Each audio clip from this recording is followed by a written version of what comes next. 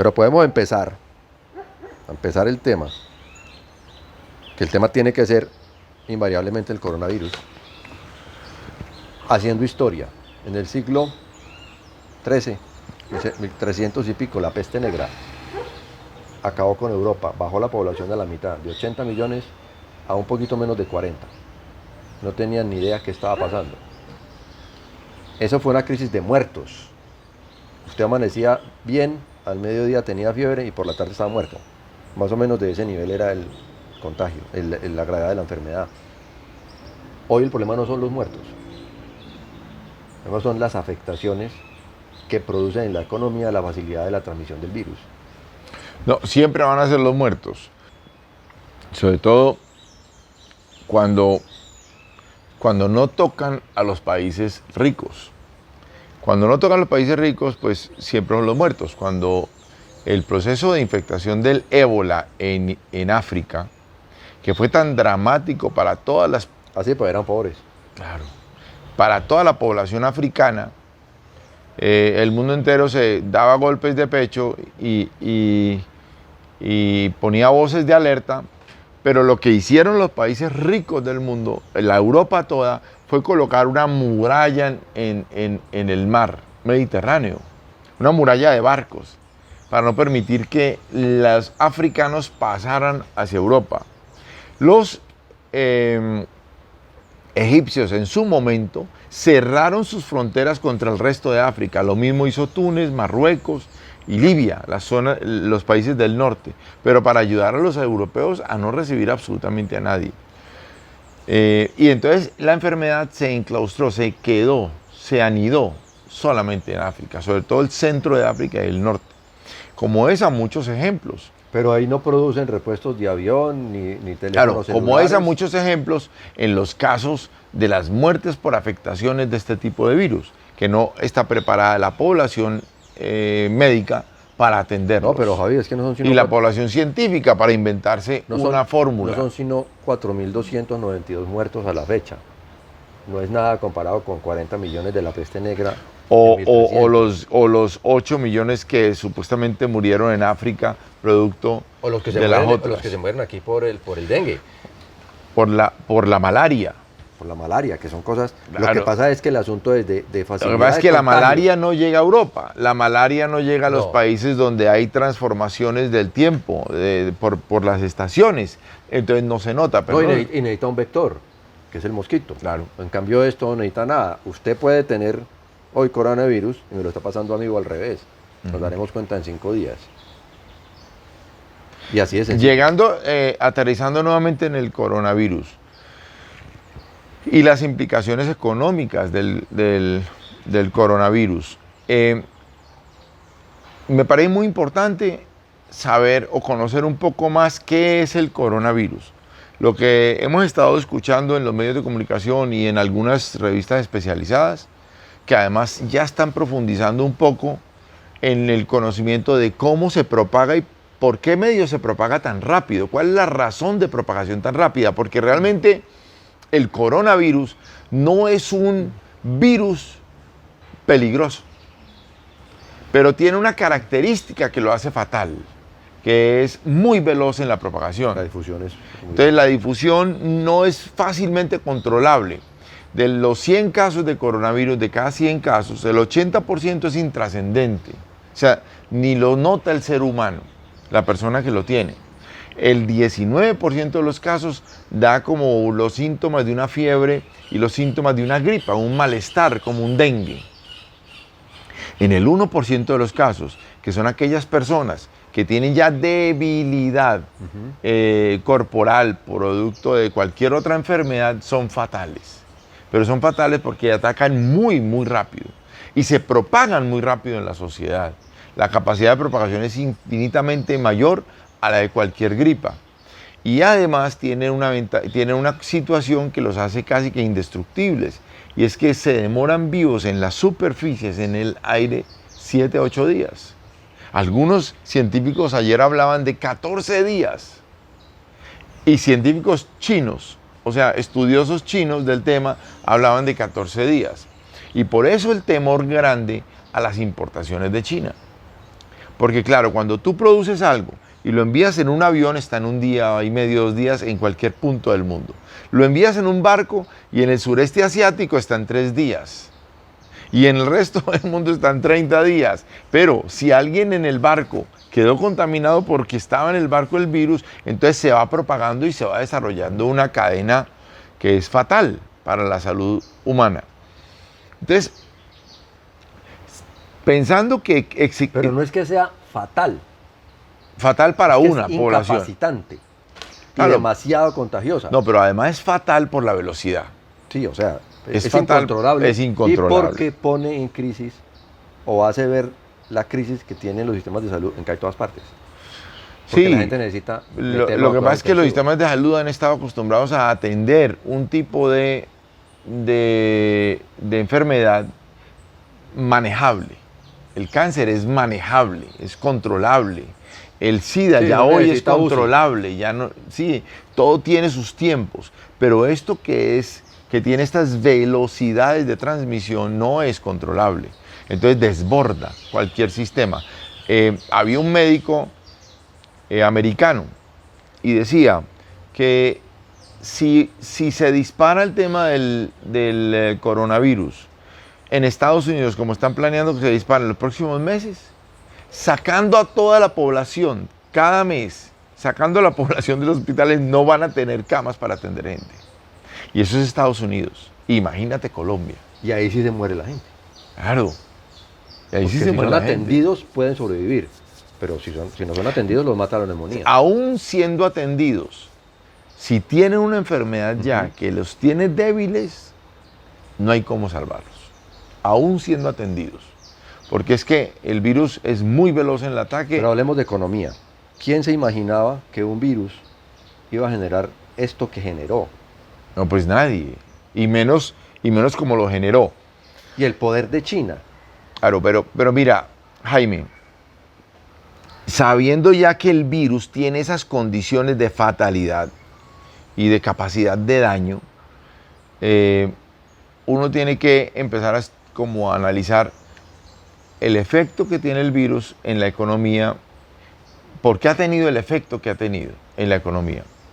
Y nosotros que tenemos relaciones con los chinos por la importación de productos para muchas de las organizaciones que asesoramos en Ecuador, en Perú, en otros lados de telecomunicaciones, he recibido fotografías de las fábricas chinas. En Shenzhen, que es donde se produce la mayor cantidad de productos de telecomunicaciones, las fotografías son de una fábrica que tiene unas líneas de producción de 10.000 personas trabajando a la vez. 10.000 personas por turno. Entonces imagínate tú, yo veía la fotografía, que además es dramática, porque es todo el mundo vestido de cabeza a pies con una sábana plástica que protege a las personas de lo que los otros sueltan al aire, ¿cierto? De un estornudo de alguien más.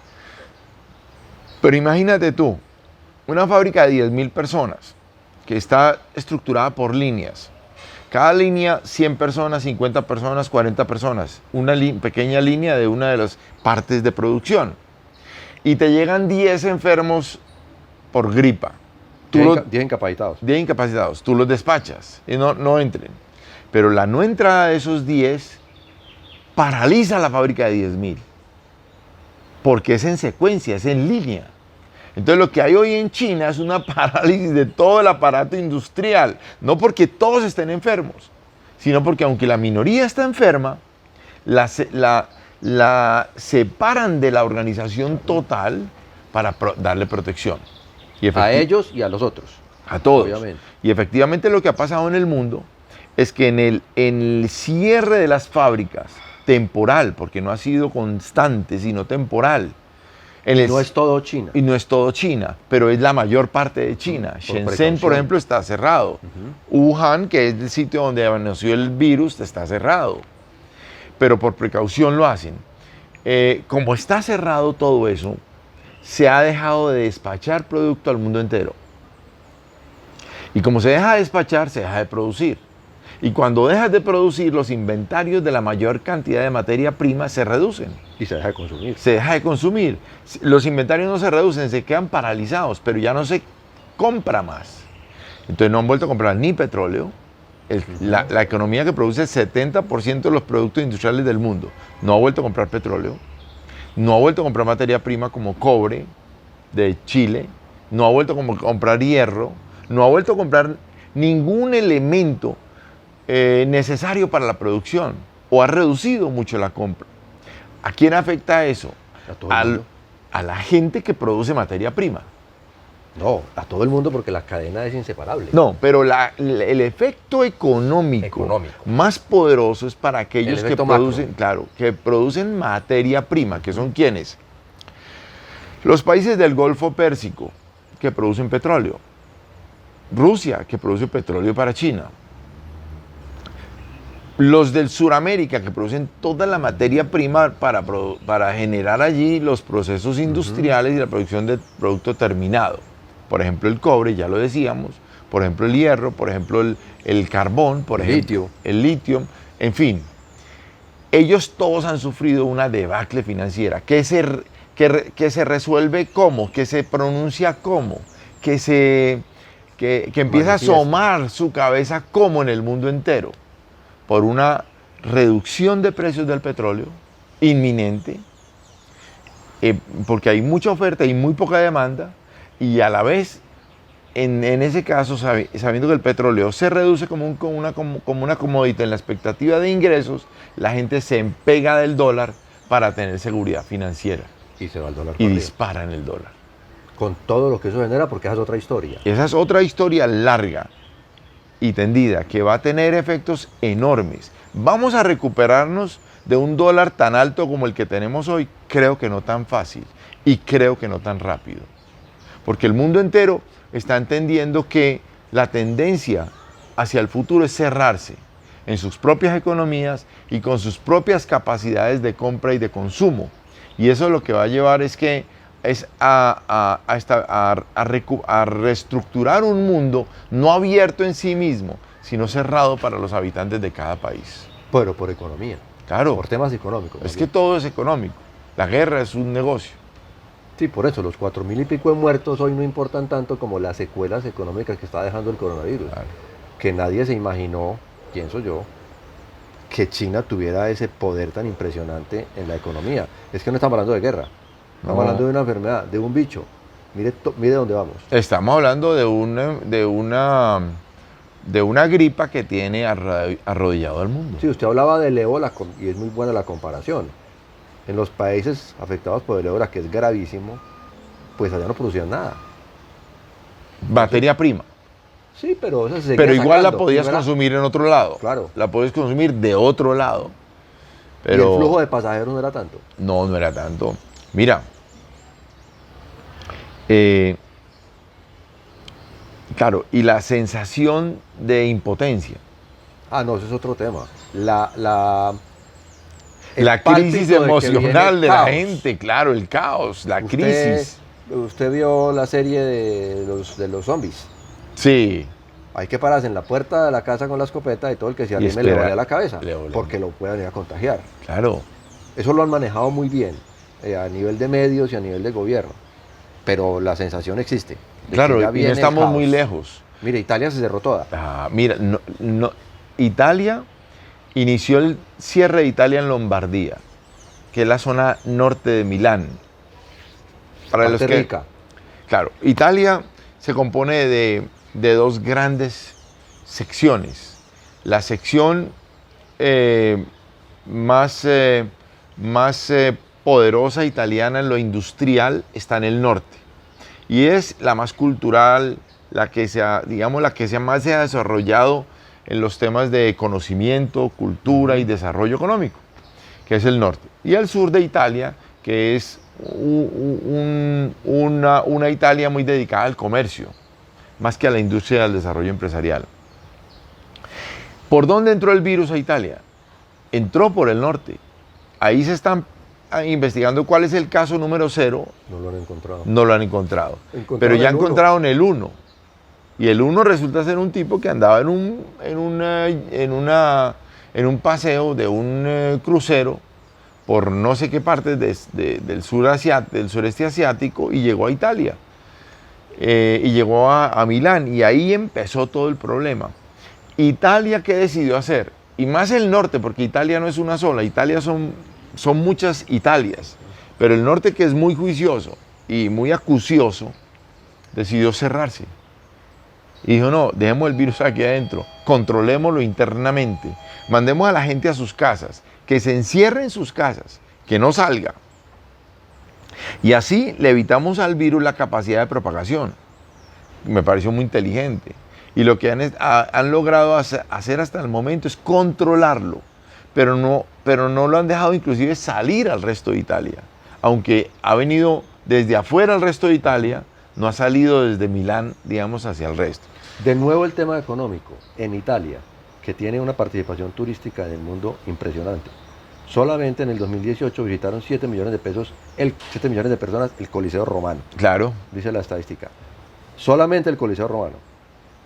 Eso se perdió. O sea, hoy a Italia y a Europa nadie quiere ir a pasear. Ni a Italia, ni a Francia. Ni a Alemania. Ni a Alemania, ni a España. Ni al vecindario. No, nadie quiere salir de su casa. Eso en el movimiento económico significa muchísimo. Imagínate el golpe. Es que imagínate el golpe Hotelería. En una economía. Hoy estamos pronunciando por todos lados, en cada esquina y en cada centro educativo, el tema de la economía naranja, el desarrollo de los nuevos productos de la economía, que son fundamentalmente turísticos, los servicios como un instrumento de desarrollo económico. ¿Y eso qué implica? Implica la relación entre seres humanos. Ni siquiera la relación entre un ser humano y una máquina, sino entre seres humanos directamente, porque es una convivencia constante con personas nuevas. ¿Qué va a pasar con municipios dedicados al turismo? Voy a ponerte un ejemplo, todos los del Quindío. Si en Colombia empieza a notarse el número de procesos de una manera mucho más contundente, empiezan a hablar de 200, 500, 1000, 2000, 3000 contagiados. Nos morimos.